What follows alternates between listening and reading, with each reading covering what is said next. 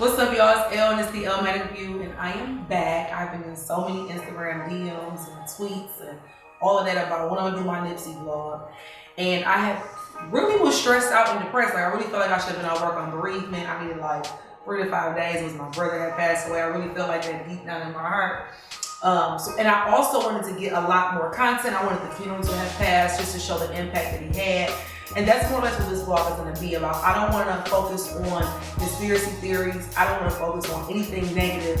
I want to focus on the impact of a black man on a culture that has a horrible stigma.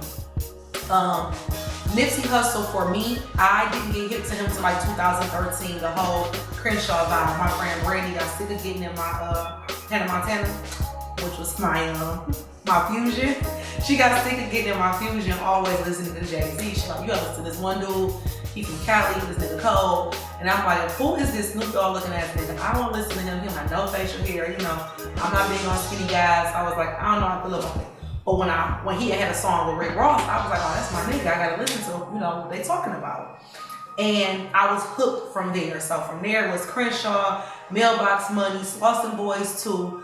I was a Nipsey fan. So when he actually transitioned into the whole victory lap thing, and at that point he was getting major recognition. And even before getting signed to Roc Nation, when he had the album Crenshaw that dropped in 2013, Jay-Z bought 1,000 albums for $100. Right there, he made his first $100,000 just off Jay. So Jay was an initial believer always. Him and Snoop Dogg were big believers. Of course, Rick Ross.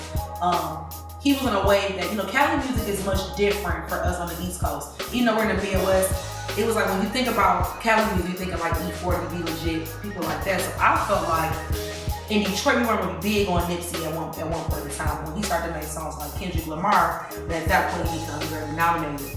By far, to me, Victory Lap was the best rap album of 2018. For me, and I didn't even get sidetracked, I think that Victory Lap is 1, Meek Mill is 2, Pusha T is 3, Kodak is 4, and Nasir is 5. But I do my 2018 best rap albums. But that's as I digress. Just moving into, if you were not a fan of Nipsey Hussle, if you had never heard a song of his, you were definitely always impacted by his interviews. Anytime they were speaking to him, if it was Sway, if it was Funk Master Flex, if it was Breakfast Club, Angie Martinez, he always talked about economic growth in the black community, educating yourself. He was always big on like books and just black people being united and being in unity with one another, especially being a Crip. You know, the West Coast is crazy with the Bloods and the Crips thing. And they do songs with YG where his background is red and YG's background is blue. And even at the funeral, YG said, that's my brother from another color. Like, that's huge. And even after he passed away, for them to have a truce with the Bloods and the Crips, by the Marathon store, that's a big thing in their community. Because, you know, we don't know much about that. I think it might be 5 Bloods in the city of Detroit. I don't know. But when you think about that on the West Coast, that's a huge thing. And for one person to have impacted that greatly, that speaks for the masses. When I got word that he had gotten shot, I was like, you know what? I had a red hat on too that day. But I was like, you know what? He gonna be good. He gonna brush that shit off. Matter of fact, I'm about to ride downtown on Victory Lap all day. So I made me put videos from my Insta story. I'm like, boom, I get a text from somebody from Cali, like they said, cuz gone. I'm like, man, no, my sister texted me, said the same thing. Like, man, maybe he really is dead. But also, they was killing Luther Vandross two times, but he actually passed away. So I'm thinking that it's all a conspiracy theory. And truth be told, he had passed away. When I actually got to the event that I was going to, it was an improv comedy show downtown. And everybody's energy was just like, damn. You know, it was grown men that never known this man a day in their life was devastated, like legit depressed. And the comparisons of Tupac and Biggie, and this time I feel like only on the impact that they had on the community, there is where the comparisons can definitely be sought. Think about it too, we're in a time of social media. It's completely different. You know, back then the publications were only radio, newspaper, magazine, and telephone. You can call your friends what's going on now. You make your own news. Everything's on the forefront. You're always in conclusion of what's going on in this world. So this was hugely impacted because it was so many people that were writing things. Will Smith, Barack Obama wrote a letter for the funeral. Jay-Z and Beyonce attended the service. You know, me and Rick Ross got him tattooed. The Game is crying on Instagram. He got his face tattooed. J.R. Smith, who's a blood like Game, they got his face tattooed. But that's a huge deal. For me, I'm big on hip hop. Most people know that. And I've had so many losses in my life where I'm kind of numb to death. But this kind of hit home for me in so many different ways because it was like, damn, I'm on a mission like he is in a way. I'm still battling every day. I'm still making mistakes. Sometimes I have negative thoughts too. But to be such a positive person and to want so much greatness in this world, and just when you hear the words divine light and majestic spirit, and those are words you don't hear people say about a human life. He was beyond earth, in my opinion. And not to be compared to God ever. And I don't like those type of comparisons either because there's only one God. You don't compare them. But his name means, Irmis means God has risen, God will rise. That means that he's a messenger of God, in my opinion. We are put on this earth to be a messenger of God and his children, to be a servant of God and his children. He served his purpose. He served his message. So in my opinion, even to have died at 33, like Jesus and like my father, and I feel like I'm the same age as his daughter, reminding me my dad passed away. So that was another thing why it hits home for me, like damn, if nobody know how that little girl feel, or how those little boys feel, because he had two sons in my opinion. Mormon's son was his son, and Cross, of course, is his son. That is huge, and that is so heartbreaking because now you raising this world a fatherless daughter, a fatherless son, and Lord knows that having to make decisions that you need a man in your life for because your mother to teach you nature. It's to teach you nurture, your father teach you nature. It's difficult. I know that it's on my own, and my father wasn't a Nipsey Hussle. The great thing is that they have so many great memories, and some people speaking highly of this man. 21,000 people at his funeral service. Like, that is remarkable. I couldn't even imagine. That was the thing too, I thought back to myself saying, I want to be a messenger of God too. Is that when I leave here, now I'll be 28, what will be my impact on the world? What are people going to say about me? How did I make you feel? Because my feeling, the way I made you feel is what leaves this earth. So when I'm gone, that is what lives on, my spirit, my energy. And the energy he exuded was just, I think, rare form, especially for a man to come from where he come from. But I also feel moreover that he was raised in a household full of love and full of God, because every song he had, if you're a Nipsey fan, somewhere in between there, he mentioned God. You can tell that he was a protector. He was a provider beyond finances, because he would understand too that a provider is not just money. A provider is, I provided you mental stimulation. I've been there for you emotionally. I've been there for you financially. But I need to provide an overall thing. And when she said that he was my protector, he was my personal fit, I was like, oh my God. I don't know how it feels to me, the soulmate. So I can only imagine how Lauren is feeling. And for her to walk up there with so much strength, he put that in her. Not saying she wasn't a strong black woman to begin with, but he made her feel like, when I'm not here, you're gonna still be whole. And we'll meet again. And I think that so many people had these meanings like, 9 days and ain't no other woman came out the woodwork. Not to say he's a perfect man, because I'm sure by far he wasn't perfect. They probably went through many trials and tribulations.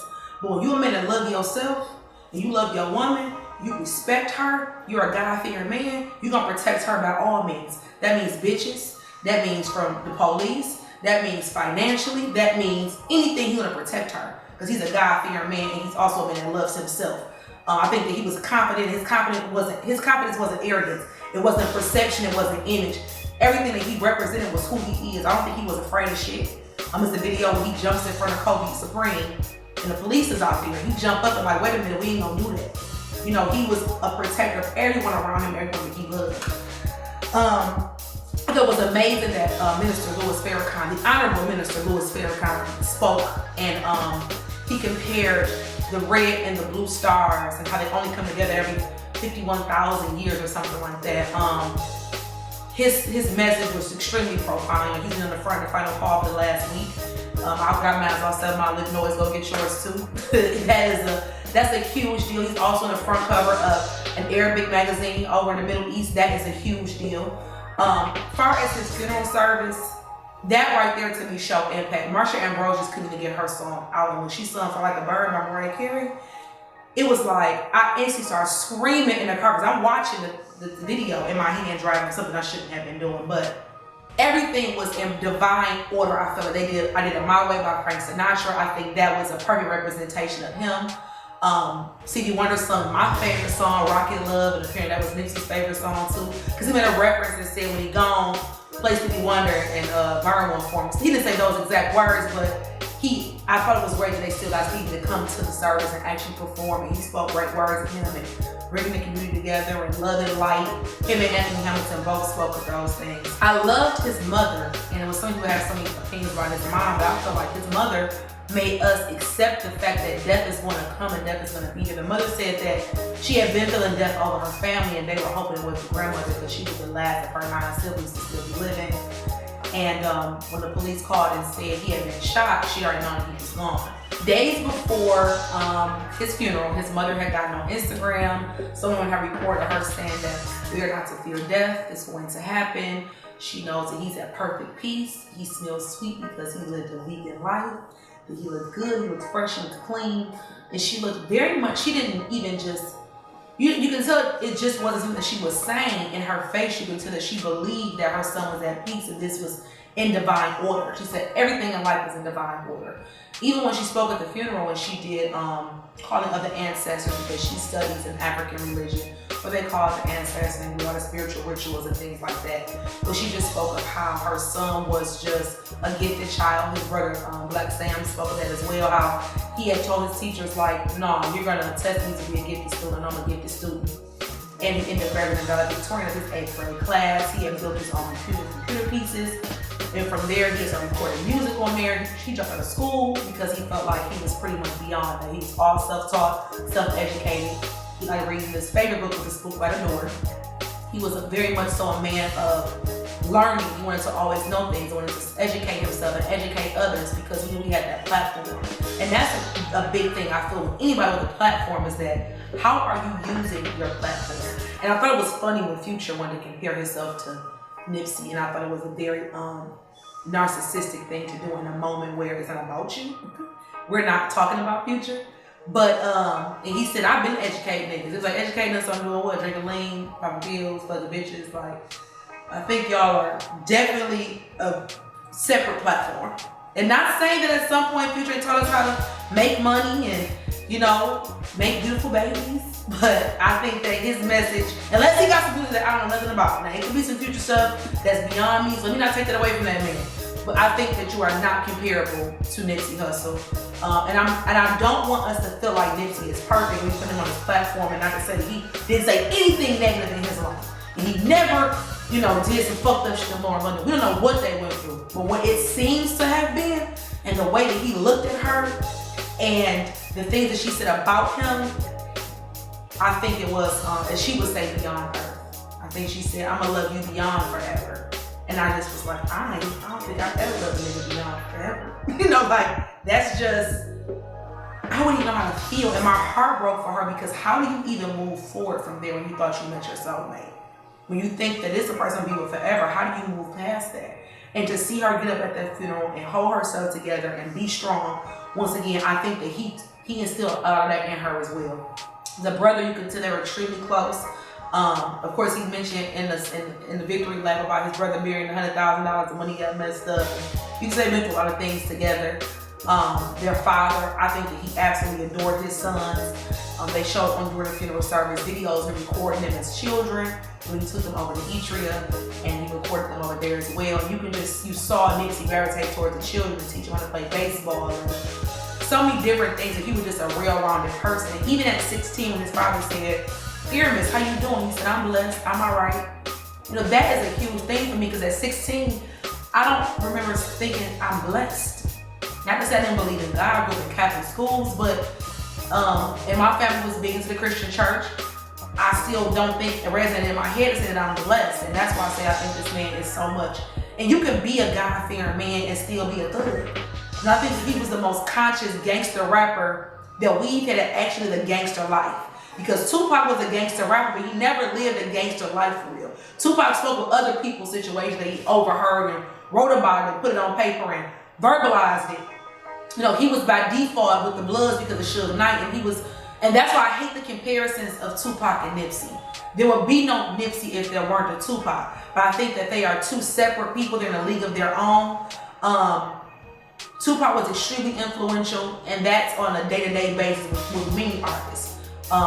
They seek him, they sought him, but Nipsey, I think, too, has made his own impact, his own influence on his peers along as well, as far as generational wealth, as far as STEM research, as far as being positive, loving your brother, treating your women right. I mean, you rarely see niggas at 33 is a text message between him and Lucci, like, yeah, man, we can meet up, it's my girl's birthday weekend. Like, we could link, my nigga, but we better come where I'm at, because I'm going all else. Like, we hanging. Like, that's a big deal for me. He kind of set his own tone. He was in his own league where he wasn't following the masses. At least that's not the perception that I've seen. I can only say what I've witnessed as far as Instagram or interviews and just hearing him speak. But I think that the takeaway from this man's death is that you want to make sure that your influence is felt in a positive way. You don't know when you're going to get up out of here. And how you make a person feel, how you love a person also is taught, but it's also, that's what leaves. That's what stays here. Your body is gonna go. That's just what it's gonna be. But your spirit, when you hear people talk about someone, my so-and-so been dead 20 years ago. My aunt speaks about her first love, he's been dead since 91. And she said her heart was so dark for one, but you know how that felt. You know, a man been dead 28 years, still had a huge impact on my aunt who's almost 50. She's 48. You know, that's a big deal. Like, she's loved since then. She's had children since then. But that impact was felt rather, and let's keep in mind, your impact is felt whether good, bad, or indifferent. I personally want my impact to be felt in a remarkable way, in a profound way. You know, he was a prolific, I'm so gifted. I'm the type that had to go get it. No kidding. Like, I want you to be like, I want you to remember my quotes. I want you to remember what I said. I want you to never let a hard time humble us. I want you to be like Nipsey said that. Like, when you think about the shit that Tupac and Biggie said, there's certain rappers that they gonna come and go. And I think that he's not just a rapper. Let's make that be clear too. He was a philosopher in his own right, like a Tupac. He was in a league of his own, like a Tupac and a Biggie. I wanted a picture made, and the guy I know who's gonna make me the picture. He's like, you can't put him in a picture with them.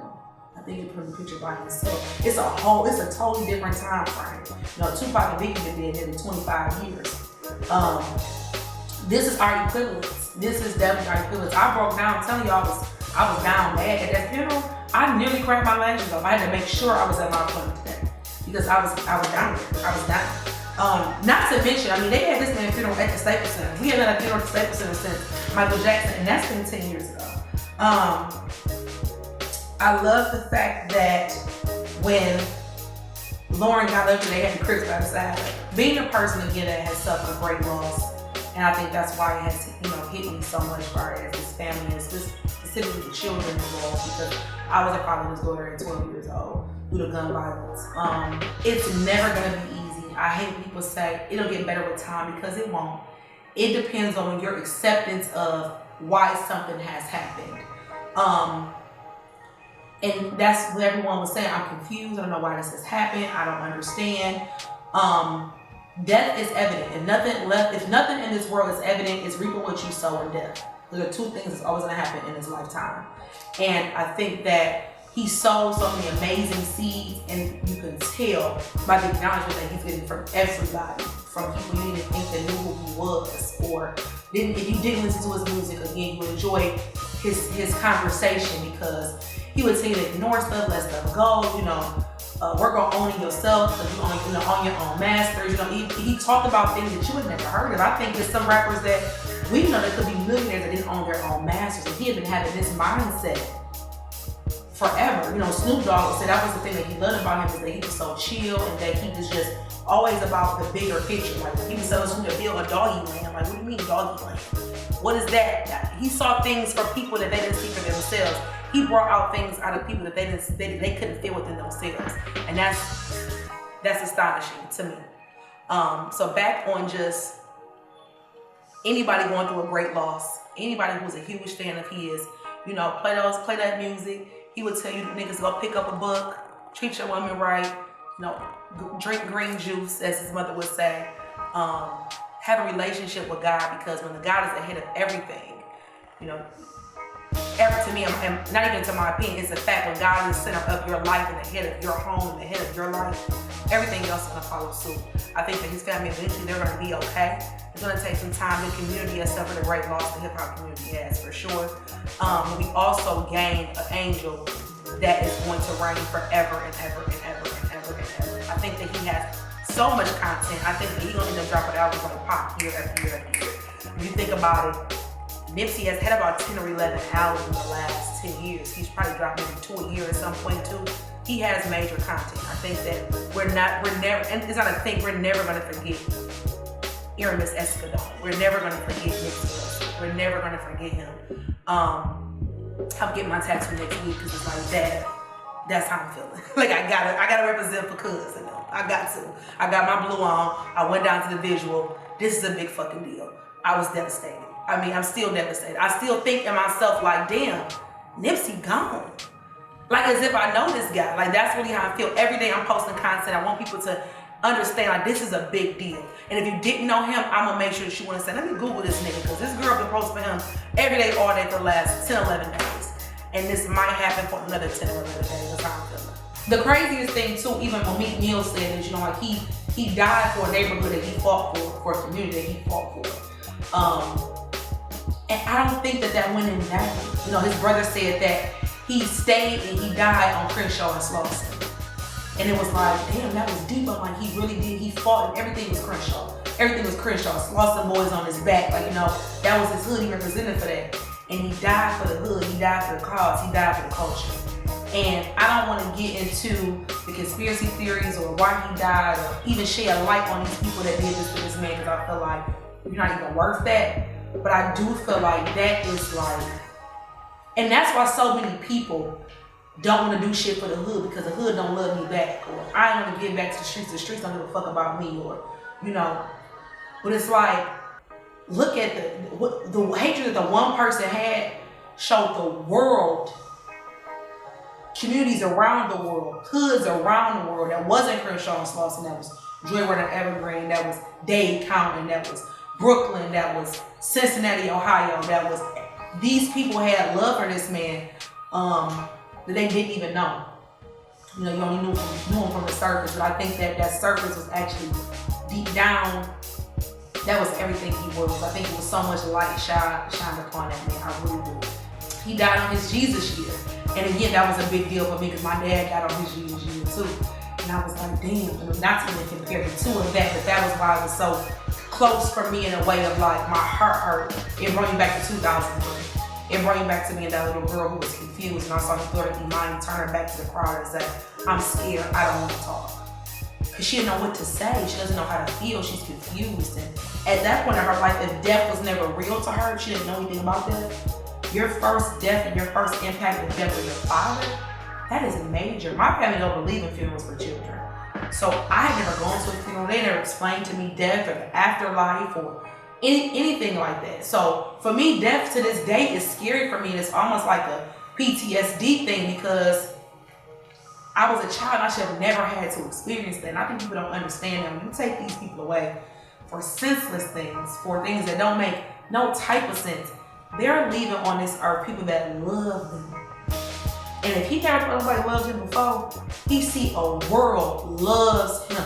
And that is remarkable. Like I couldn't even, he looking down, even though the realm of life and death is totally different, he really isn't looking down. We can talk about that in the story, but he like, damn, cuz y'all fuck with Nip. Like y'all love him. And it was bigger than music. It was what he represented as a man. And I think that is what's so, you gotta represent something. You gotta stand for something when you fall for everything. And he stood for life. He stood for prosperity. He stood for unity. He stood for black people, black culture. He stood for the hood, and he was to show you that you don't have to be where you come from. That does not define you. That's a part of your story. That's not your story. And I think so many of us don't understand that you've made I've gotten raped your final story. You've made that my father was murdered, my final story. You've made that a nigga broke my heart, my final story. My mom was a crackhead, my final story. That's not it. That's a part of who made you who you are, if you decide to make you a better person. And I think that's where his music always tied into me, and that's why I love the marathon and the victory was, we got something else to look forward to. we got something else to be tied into, and that is that this race it's a race and a sprint. It's that you're gonna rise. It's that it's gonna be a great calling, and that's what I love about the whole victory thing. The dedication of hustle and motivate. It was just, his music just made you feel good. You wanted to just ride out, and you wanted to I think the feeling I can't even explain listening to Nipsey. I can't. I even listen to his interviews, and I listen to hip hop interviews all the time. And I listen to Breakfast Club and Drink Champs and Sway and all people. I listen to all interviews, and I want to get into it with the artists and really know who I'm listening to and what they stand for, and see if I can figure out this bullshit in the game. And every time I listen to him, I look forward to listening to him speak, because I was learning something. I wasn't just hearing about the street shit. He was bigger than the street shit. He actually can teach you something. And he's still teaching us something today. Even after death, he's teaching us that this be impactful. So just to be in conclusion of that, that's my biggest thing of speaking of Nipsey Hussle, is that when I leave this earth, I could die today. How did Elle make you feel? What did she teach you? What could you walk away with? You know, did I leave you with a message? Did I leave you as a servant of the Lord? And like I said, that doesn't make you have to be a super religious person. But that's what your purpose is. Your divine purpose is to be a servant of God and His children. And that's what I want to be my impact. And that's what the raising is going to be like. You've been bullshitting, you've been distracted. You gotta get up and start moving, because you never know when it's your time.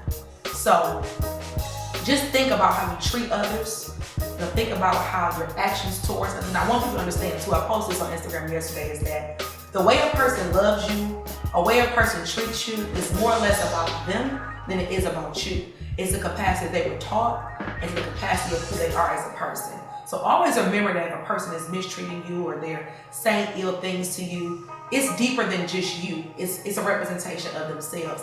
And that's why he has so much positive feedback against him, because he loved himself. And I think that I know that he was a God-fearing man.